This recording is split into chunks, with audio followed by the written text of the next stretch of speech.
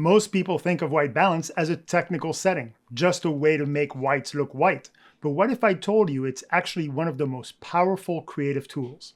In this video, we'll explore how to use white balance not to correct your image, but to shape its emotional tone.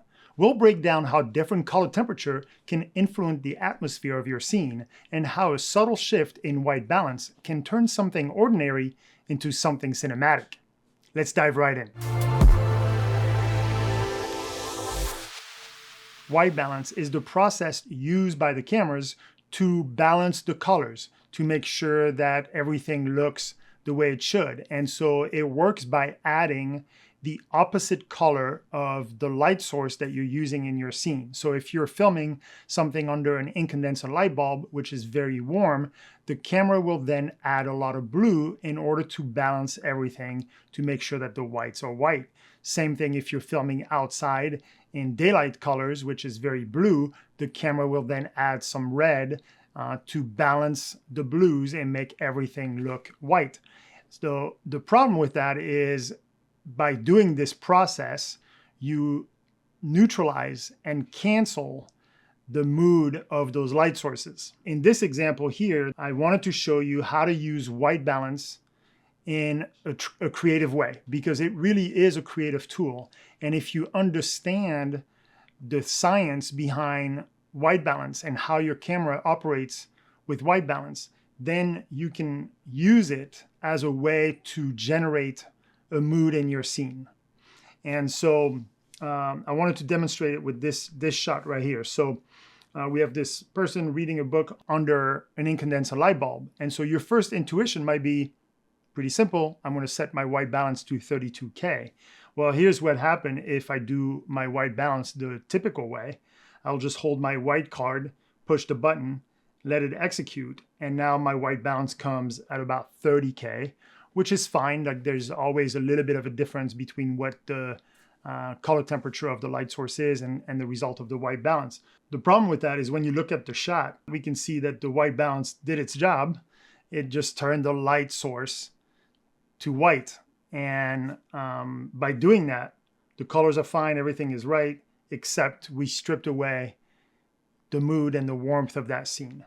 And so we want to use white balance here in a different way than just simply holding the white card in front of our light source like we may do in other settings. For me, if I know that this is the shot that I want in my mind, if I know that I want to create this scene that's pretty warm, the subject reading her book under this warm light, the first thing I'm going to do is I'm actually going to adjust my white balance until I found the right warmth for that particular light source. I'm going to set my white balance to set the mood for the entire scene. And so you can see here, I'm just scrolling my white balance. The reality is I knew what I wanted. This is more for the demonstration. I would have started right away by putting my camera at 56K. And so what that does is I'm telling the camera our light source is daylight temperature, which is cool light.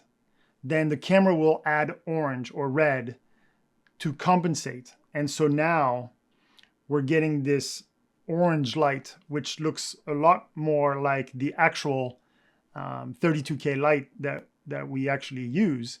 And so it's really close to what you actually see at the naked eye, right? When you look at that lamp, it's a 32K, it's warm. The 56K may have made it a little bit warmer, but again, you can just adjust the white balance to whatever level of warmth you want. And you can keep going. Like for me, I could have kept going, higher than 56K, but I felt like that was the right number for me. It looked like the scene that I wanted to capture. And so that's the first thing to do. And now that we have the white balance set on the camera, we're not going to adjust that anymore. Now we're going to play with the color temperature of different lights in order to achieve the image that we want. But we're not going to touch our white balance once we set it to the mood that we're looking for. I now need to work on my exposure. And what I want to do here is I want to expose for the shadows. And so I'm going to actually play with my ND filter and on this particular case, I had my shutter speed actually set for the previous shot, which I've done in slow-mo at 120 frames. So that's why my shutter is at 120. I could have easily readjusted to 60 or whatever we're comfortable shooting with. I just left it at 120 and just adjusted my variable ND filter in order to then lower my shadows into the levels that I wanted to. And also looking at the waveform, I want to make sure that the lamp, which is going to be the brightest spot, is at the level that I want. So I don't want it super high. I don't want it at 100 IRE or close to that. But I can just continue to adjust my ND filters to get to the levels that I want, to get the look that I want. And now that we have those settings done, then again, we're not going to touch those. We're going to leave those alone. And now it's about shaping the shot using lights and not adjusting the camera. We have our white balance set. We have our camera setting done. So now we can just focus on lighting. If we look at the behind the scene, the first thing you're going to notice is I actually shot this during the daytime. And all I had to do was kind of neutralize and block that window. And I used two things. I have a very thin black cloth that's actually doubled down about right here. So from here on down, that black cloth is doubled up. And I just didn't have enough to double up the whole thing. And so I doubled up the area that I actually see on camera. And then I used a pop-up neg on this side of the window. And that's just to prevent lights from coming and hitting the back of her head. So you can see that I have one light on top that's going to bring some levels this way. And then I have a key light that's going to really bring most of the light onto my subject. The top light is set to a 32K color temperature. And then I slowly adjust the intensity in order to raise some of the levels, creating some of the highlights on her hair, a little bit on the book, on her hand, some on the top of her head. But without making it look artificial. You know, the key here was to position the light in a way that kind of blends in with the lamp. On this one, you can kind of see I'm a little off just because you can see a little bit of a bright spot on the actual lamp shade itself. And that's my light really next to it. And I could have blocked it a little bit more so that you wouldn't see this little bright spot on the lampshade. But again, it looks okay, it looks natural, but I think it could have been avoided. But here you can see where I placed the top light, and it could have been a little lower, and maybe I could have blocked a little bit more of the shade of the lampshade, just so that it didn't spill too much on it. But I think overall, it just looked natural, it looked good, and I was able to raise some of those highlights that I think made a big difference. Then I can turn on my key light.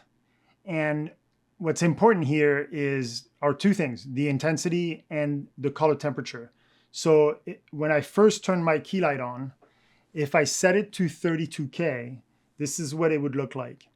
And you can tell like it is very orange everywhere. I'm using the Amaran 200X. I can control the color temperature. And so I'm just going to dial that color temperature, and I'm going to keep bringing it up to try to project a color onto her face that looks natural. And so as you see it, me adjusting it, then you see like her skin tone is starting to be a lot more natural. And so I'm going to keep adjusting until I feel like, yep, that's about right. This looks very natural. Now you can see the difference between if I had left that light at 32K or the results that we have here, which I believe the light is set to 46K. You can see that the stand is right here and it's against this entertainment center. I could have probably like squeezed it more forward to approach it, you know, to bring the light more on her right side to make it look like the light was mostly coming from her right. But when you look at the actual shot, I think it's pretty close. It looks fine. We still have a lot of shadows on her left. So it still appears like the light is coming from this lamp versus my key light, which is placed here somewhere. This is where your eyes and your control over your tools really matter.